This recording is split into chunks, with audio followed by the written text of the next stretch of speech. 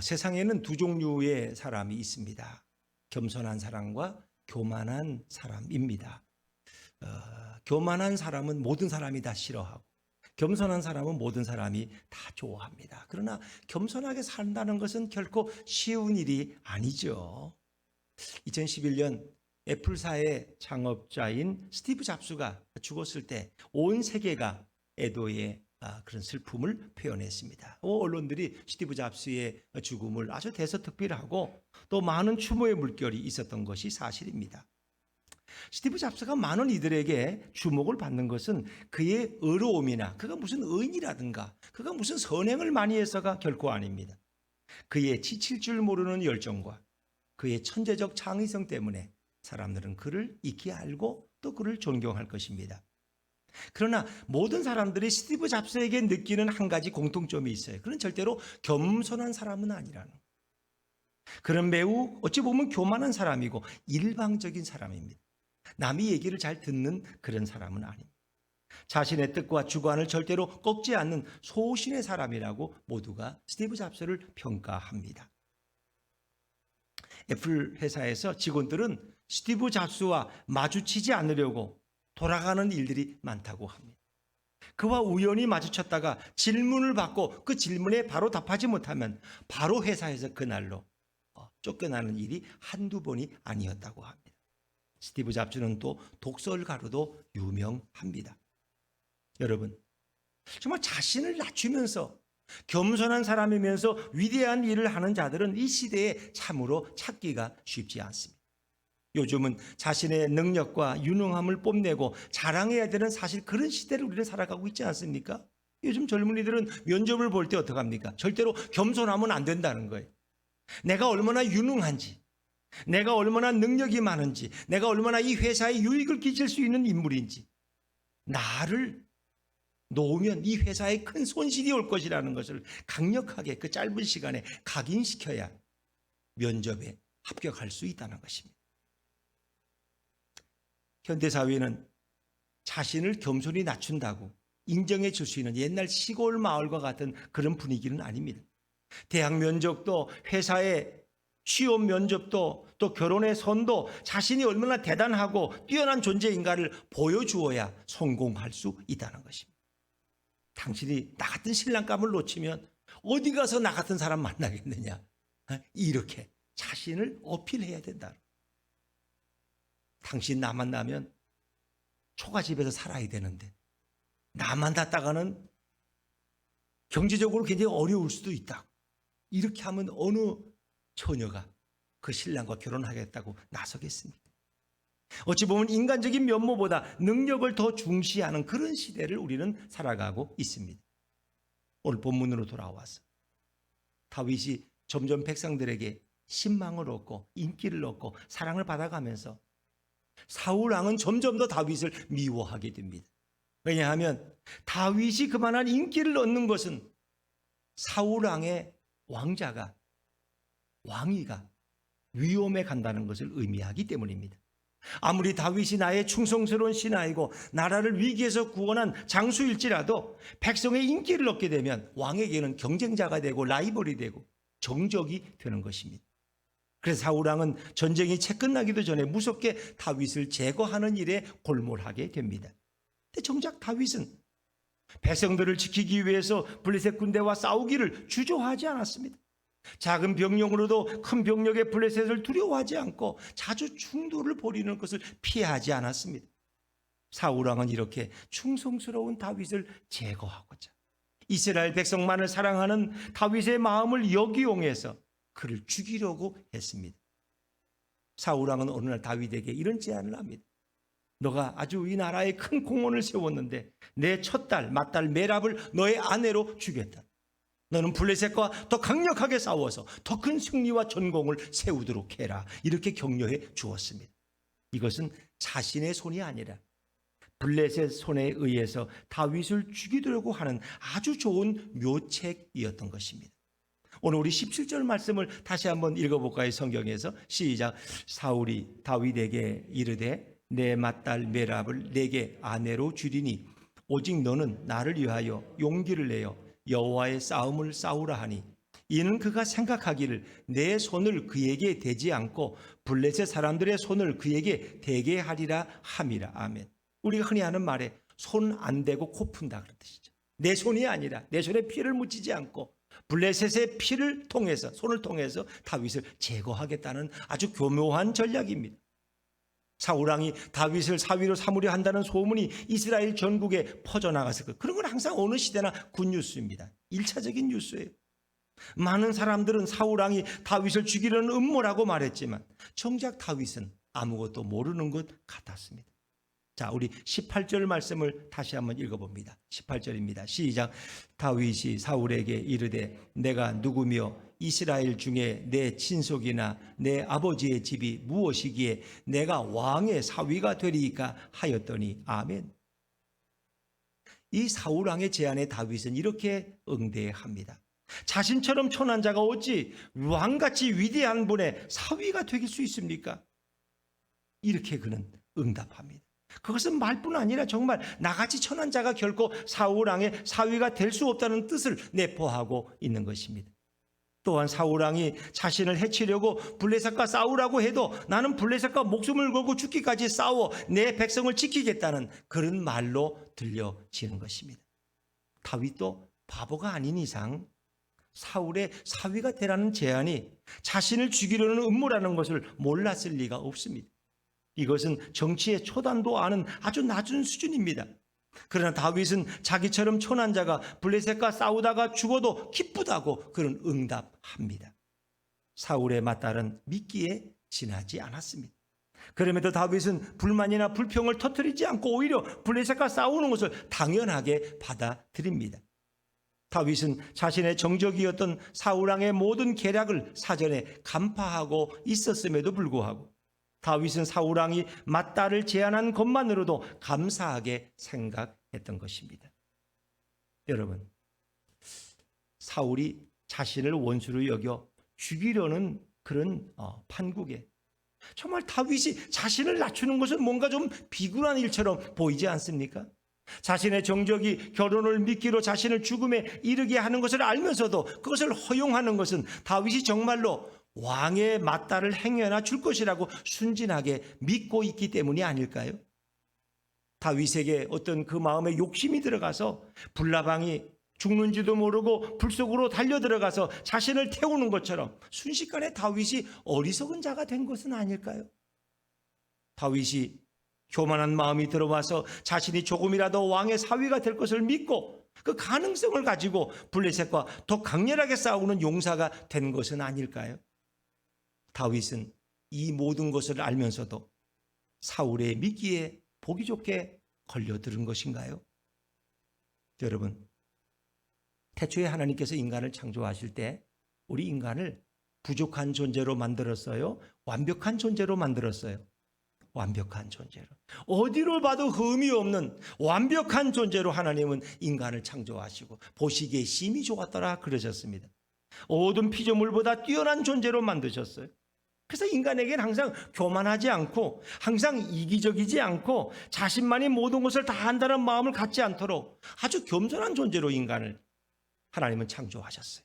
인간의 마음에는 다른 피조물에게는 없는 양심이라는 것도 넣어주셨어요. 염치라는 걸 넣어주신 거예요. 염치를 알아.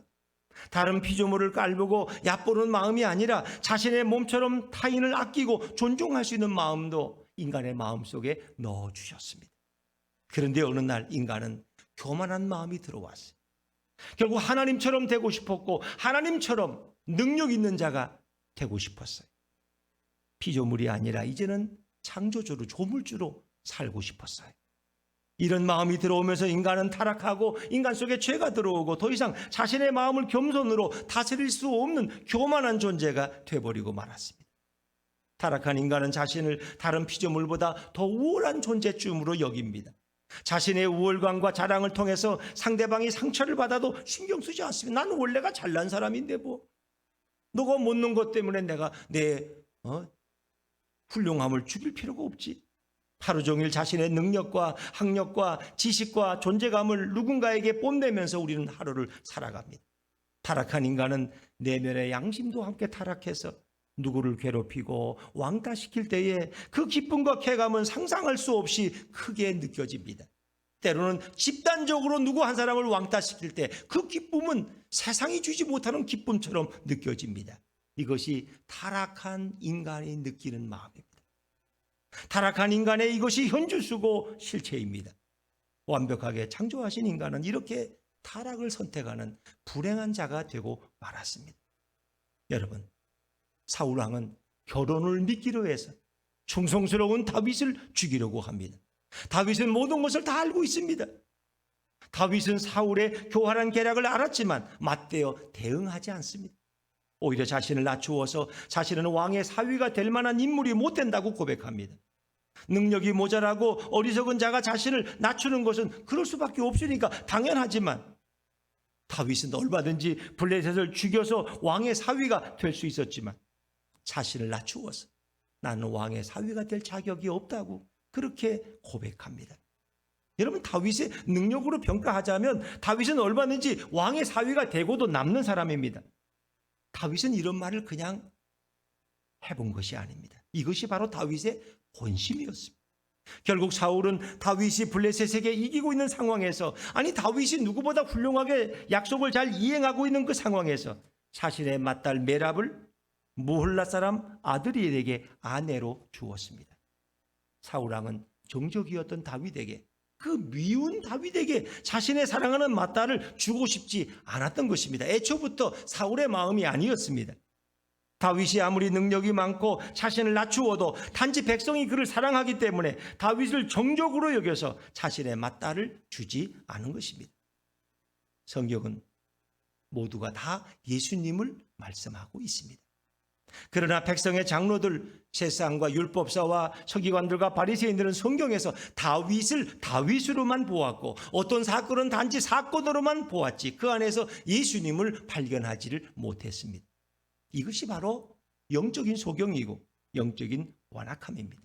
그래서 예수님은 분명히 말씀하셨습니다. 우리가 너무나 잘 아는 말씀, 요한복음 5장 39절을 한번 자막에서 읽어볼까요? 같이 읽죠. 시작. 너희가 성경에서 영생을 얻는 줄 생각하고 성경을 연구하거니와 증거하는 것이니라. 아멘.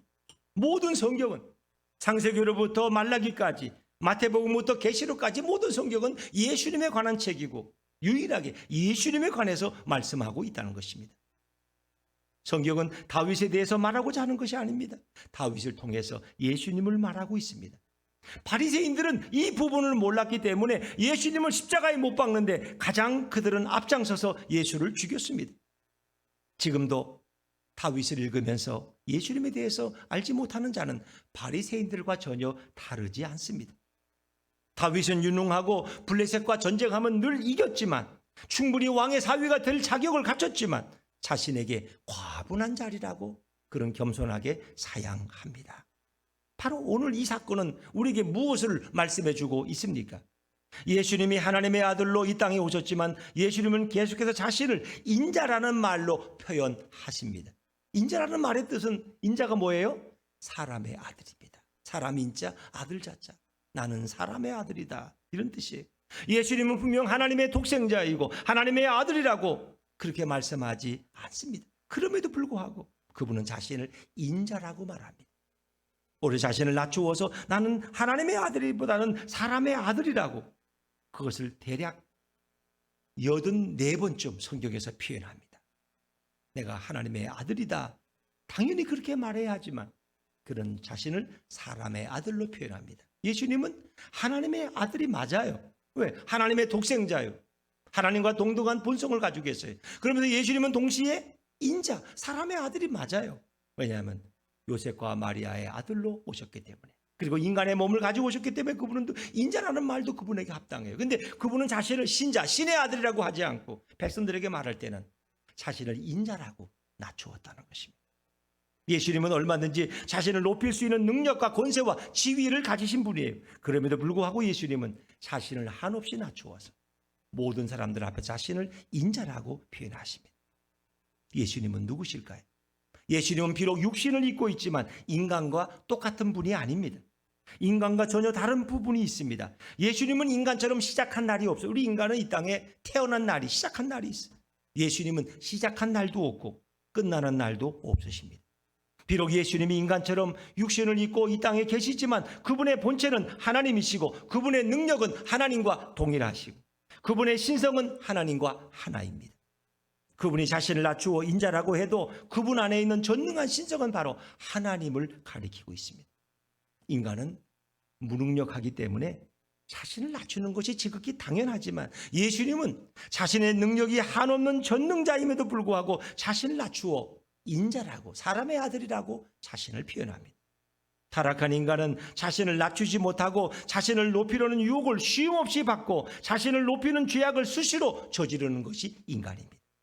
그러나 예수님에게 있는 그 신성은 자신이 전능함에도 불구하고 자신을 낮출 수 있는 신적인 능력을 가지고 계신 분입니다. 예수님은 이 땅의 죄인들을 살리고자 자신을 낮추어서 죄인들을 찾아오시고 죄인들 가까이 오셨습니다. 예수님은 하나님의 아들이었지만 자신을 항상 인자라고 부르셨습니다. 그러나 모든 사람들은 예수님께서 사람의 아들 곧 인자라고 자신을 지칭했기 때문에 하나님께서 보낸 자가 아니라 자신이 스스로 온 자라고 믿고 예수님을 심하게 천대하고 모욕합니다. 그래서 예수님은 그 많은 수욕과 모욕을 받으면서도 오히려 자신이 종이 되기를 원하셨습니다. 자신의 목숨을 많은 자들에게 대속물로 주려고 섬기는 자로 이 땅에 예수님은 오셨습니다. 자, 우리 마태복음 20장 27절 28절 말씀을 자막에서 같이 한번 읽겠습니다. 시작. 너희 중에 누구든지 으뜸이 되고자 하는 자는 너희의 종이 되어야 하리라. 인자가 온 것은 도리어 섬기려 하고 자기 목숨을 많은 사람의 대속물로 주려 함이니라. 아멘. 사람들이 예수님을 하나님의 아들로 대우하지 않고 예수님을 사람의 아들이나 종처럼 천한 자로 취급할 때 예수님은 그 수모와 모욕을 당하면서도 침묵하셨습니다. 자신을 낮고 천하게 취급하고 자신을 우습게 여길 때 예수님은 그 모든 것을 다 한 몸에 받으십니다. 그리고 예수님이 십자가에 달리시고 못 박히실 때만 모욕과 수치를 당한 것이 아니라 3년의 공생애 동안 받은 수치와 모욕은 다 기록할 수 없을 정도입니다. 예수님의 3년의 공생애를 어떻게 복음서 4권으로 다 기록할 수 있겠습니까? 그것은 그저 대표적인 몇 가지 사건을 기록하고 있는 거예요. 무지한 자가 무지한 말을 듣는 것과 전지전능한 자가 무지하다는 말을 듣는 것과는 그 고통과 아픔이 같을 수가 없습니다. 예수님에 대한 모욕은 특정된 인간만이 하는 것이 아니라 모든 타락한 인간의 죄성이 예수님을 모욕하고 있는 것입니다. 오늘날도 마찬가지.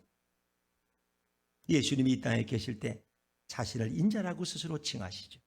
그리고 예수님은 오늘날 제 아들에게 물어요. 사람들이 나를 뭐라고 부르느냐? 제 아들에게 물어봤어요. 그랬더니 제 아들은 예수님은 자신을 인자라고 했기 때문에 백성들은 예수님이 사람들 중에 하나라고 자연스럽게 생각했어요. 그래서 제 아들은 말합니다. 왜 어떤 사람들은 예수님을 세례 요한이라고 그러고 엘리야라고도 하고 에레미야나 선지자 중에 한 사람이라고 말합니다. 예수님은 제 아들에게 다 질문합니다. 마태복음 16장에서. 그러면 너희들은 나를 누구라고 생각하느냐? 그때 베드로가 아주 똑똑한 대답을 합니다. 예, 주는 그리스도시요 살아계신 하나님의 아들이십니다. 마태복음 16장 16절 유명한 베드로의 신앙 고백의 본문이죠.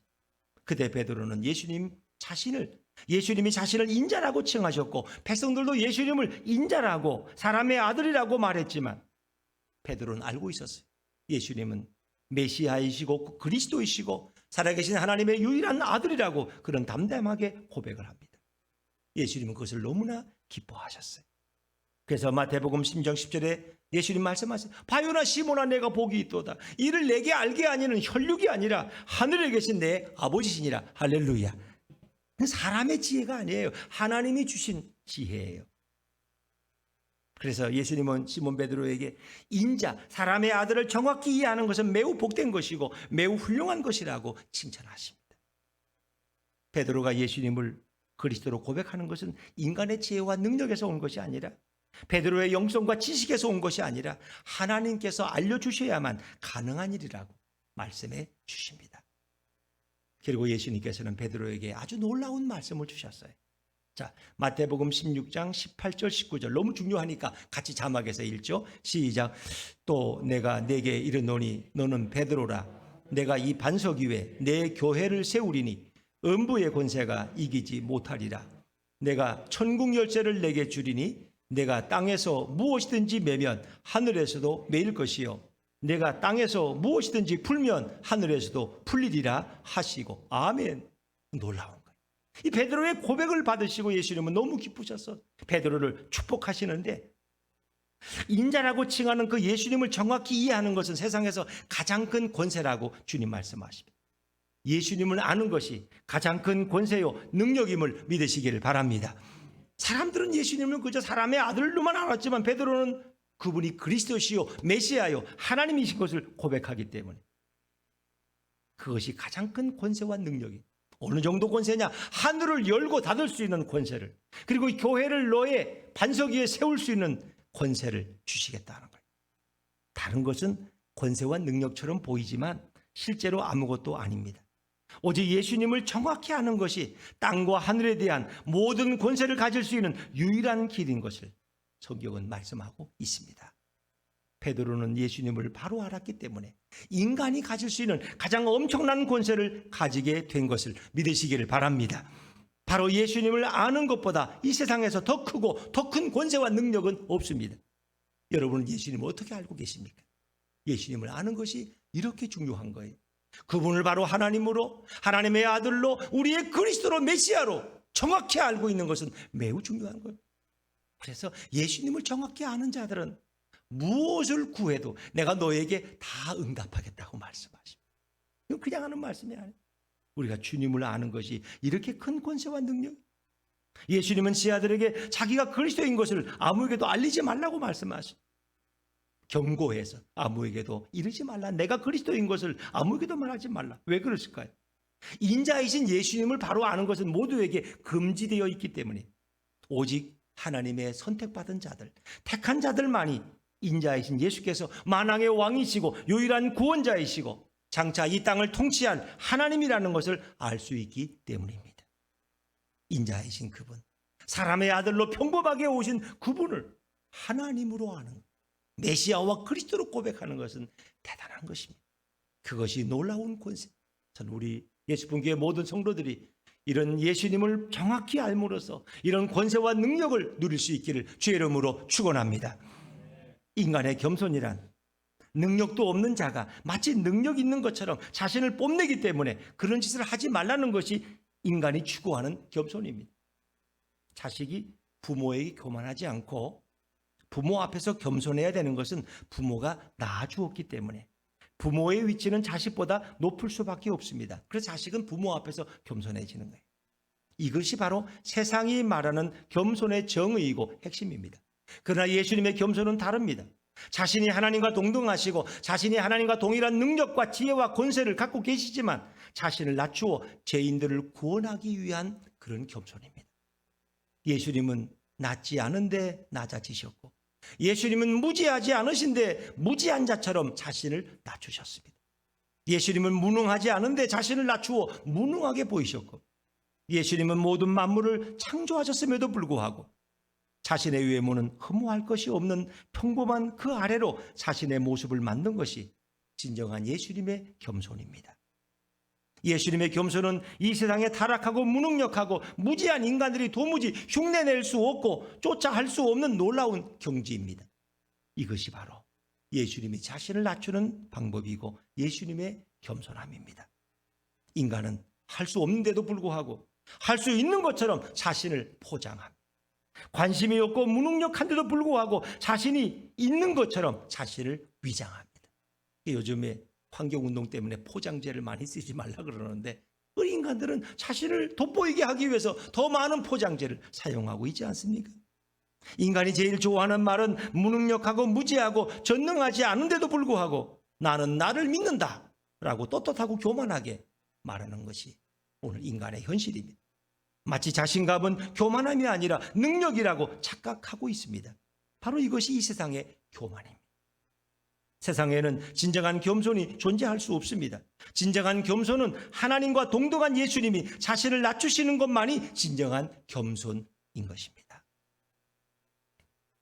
하나님께서 아름답게 창조한 인간이 하나님처럼 되고자 교만했기에 결국 타락의 길로 갑니다. 인간은 타락에 타락을 거듭하며 결국 아무것도 할 수 없는 지지고 볶고 살다가 결국 무능력한 인간이 되어버리고 인간이 갈 곳은 슬프고 괴로운 지옥밖에 없는 것입니다. 지옥에 떨어지는 인간들을 바라보면서 우리 하나님께서 너무 안타까워하셔요. 교만해서 지옥에 떨어지는 인간들을 보면서 하나님은 그 인간들을 구원하기 위해서 예수님을 이 땅에 보내십니다. 그것이 바로 성탄절입니다. 인간들이 예수님을 통해서 교만한 자신을 깨닫고 예수님의 겸손을 본받아서 구원에 이르는 길을 열어주셨습니다. 빌립보서 2장은 그렇게 예수님의 겸손을 말씀하지 않죠. 하늘의 영광된 보좌를 버리고 낮고 천한 이곳에 종의 모습으로 오신, 그래서 마지막으로 그 마지막까지 겸손을 드러내신, 자기를 죽기까지 십자가에 복종하신 그분의 겸손, 그것을 빌립보서 2장이 우리에게 말씀하고 있지 않습니까? 우리는 예수님을 통해서 진정한 겸손을 배울 수 있습니다. 예수님은 교만한 인간들에게 하나님의 보내심을 받고 오셔서 타락한 인간들의 모든 교만한 죄를 대신 짊어지시고 내 대신 십자가에 죽으신 분이 예수님이십니다. 하나님께서는 예수님의 죽으심을 통하여 모든 인간들의 교만한 죄악을 다 용서해 주신 것을 믿으시기를 바랍니다. 이것이 바로 하나님 아버지의 끝없는 사랑이고 셀 수 없는 은혜인 것입니다. 하나님 아버지께서는 스스로 돌이키고 스스로 회개하지 못하는 타락한 인간들을 위해서 이 땅에 예수님을 보내주셨습니다. 이것이 바로 성탄의 진정한 의미가 아닙니까? 사울왕은 자신의 맏딸 메락과 결혼을 이용해서 블레셋 손에 다윗을 죽이려고 했지만 다윗은 오히려 자신의 출세를 위해서 메락과 결혼에 적극적으로 나서지 않습니다. 오히려 다윗은 자신을 낮추어서 나는 사울왕의 사위가 될 만한 그런 자격이 없다고 고백합니다. 그러나 사울은 자신의 딸을 다른 권세 있는 가문으로 결국 정략 결혼시키죠. 다윗은 메락과 결혼하지 못합니다. 만약 메락과 결혼을 했다면 다윗은 사랑하지도 않는 아내를 맞이할 뻔했습니다. 자신을 낮추었던 다윗은 결과적으로 사랑하지도 않는 메락과의 결혼을 피할 수가 있게 되었습니다. 또한 메락과 결혼하기 위해서 블레셋과 무리하게 싸우다가 사울왕이 원하는 대로 전쟁터에서 죽지 않게 되었습니다. 다윗은 겸손으로 자신을 낮추었지만 이것을 통해서 일석이조라는 말은 돌 하나 던져서 2마리 새를 잡는 거예요. 다윗이 자신을 겸손하게 낮추었더니 사랑하지 않는 사람과의 정략 결혼을 피할 수 있었고 얼마나 불행하겠어요. 사랑하지 않는 사람하고 살려면 얼마나 힘들겠어요. 제가 우리 아내를 얼마나 사랑해서 결혼했겠어요. 지금도 사랑하는데도 불구하고 가끔 힘들 때가 있어. 근데 사랑하지도 않는 사람하고 평생을 산다면 얼마나 죽을 맛이 나겠어요. 그렇지 않습니까?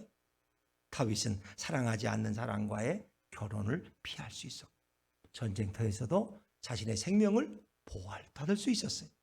이 사건을 통해서 백성들은 오히려 다윗이 더 잘 되었다고 생각했습니다. 합력해 선한 결과가 된 거죠. 후에 자신이 사랑하는 여인과 결혼하는 계기가 되었습니다.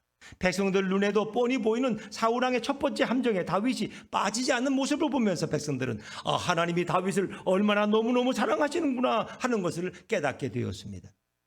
다윗은 또한 앞으로 오실 예수님이 자신을 낮추어 죄인들을 구원하시는 그 거룩한 예언을 신이 자신의 몸으로 예언하는 은혜를 누리게 되었습니다. 여러분, 이 시대 사람들은 지나치게 자신을 지나치게 포장합니다. 자신의 몸짓과 능력이 보는 것보다 더 커 보이도록, 더 능력 있게 보이도록 자신을 교만으로 치장하는데 우리는 누구보다도 뒤지지 않습니다. 자신의 모습을 있는 그대로 우리는 인정하려고 하지 않습니다. 현대인들은 자신이 능력이 있건 없건 그런 것은 별로 중요하지 않습니다.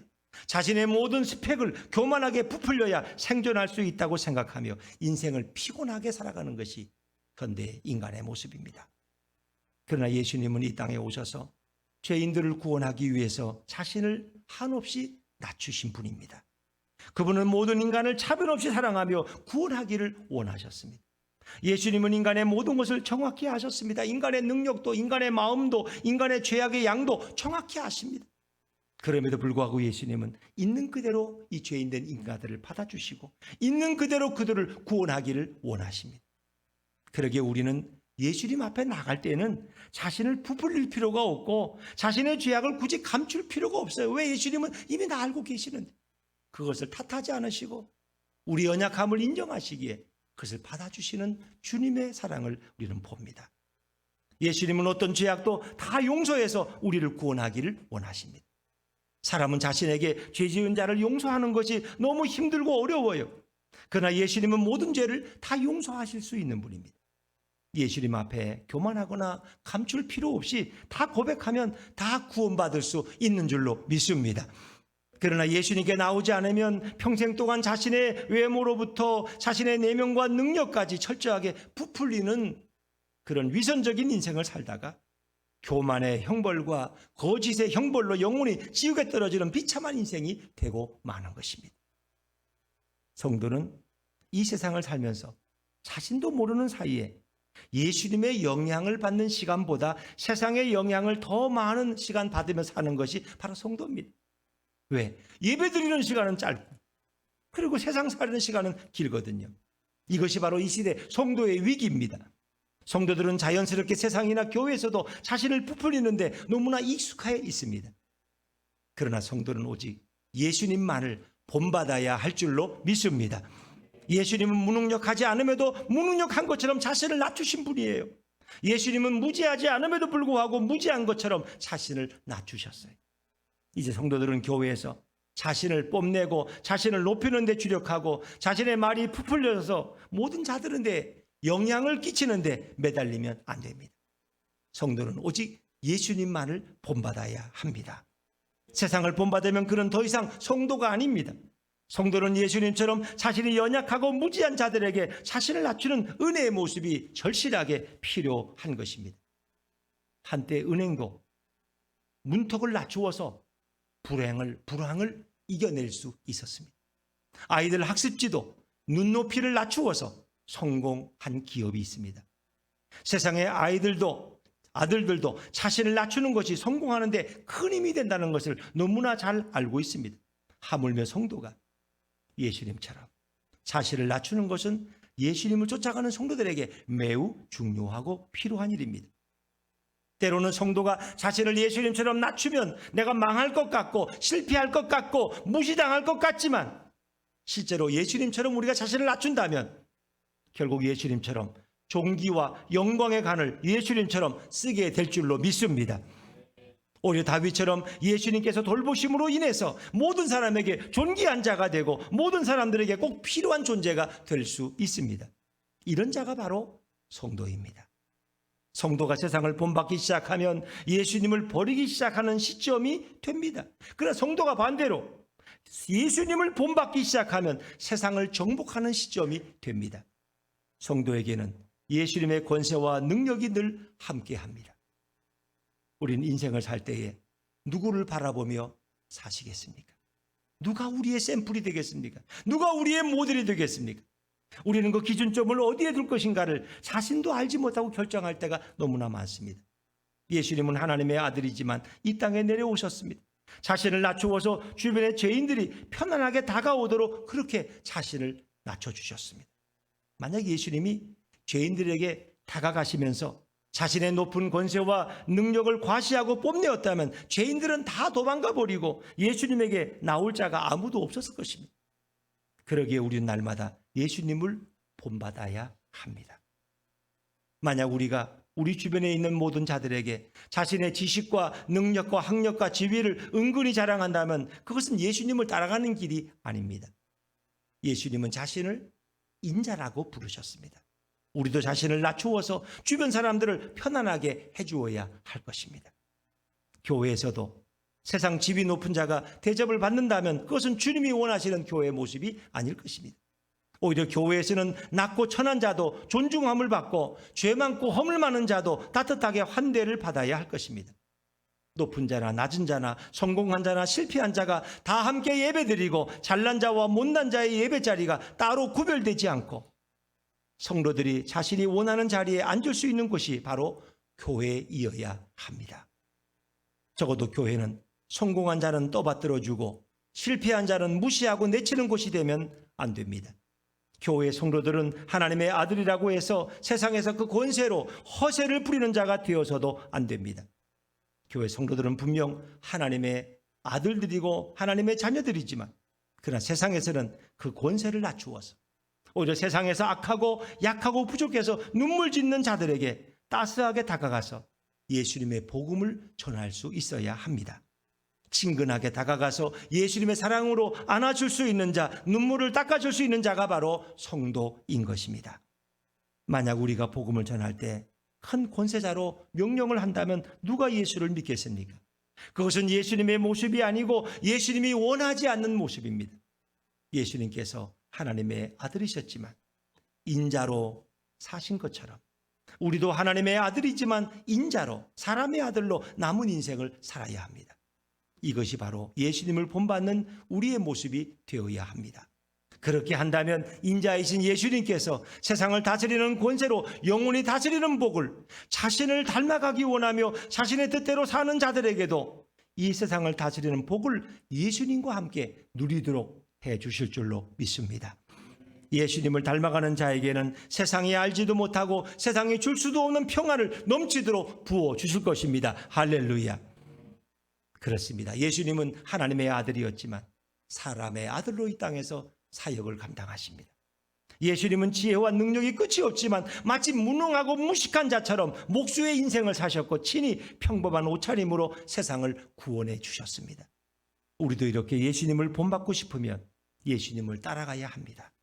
예수님을 따라하려면 예수님에 대해서 자세히 기록한 성경을 부지런히 읽어서 예수님에 관한 지식이 우리에게 철철 넘쳐야 합니다.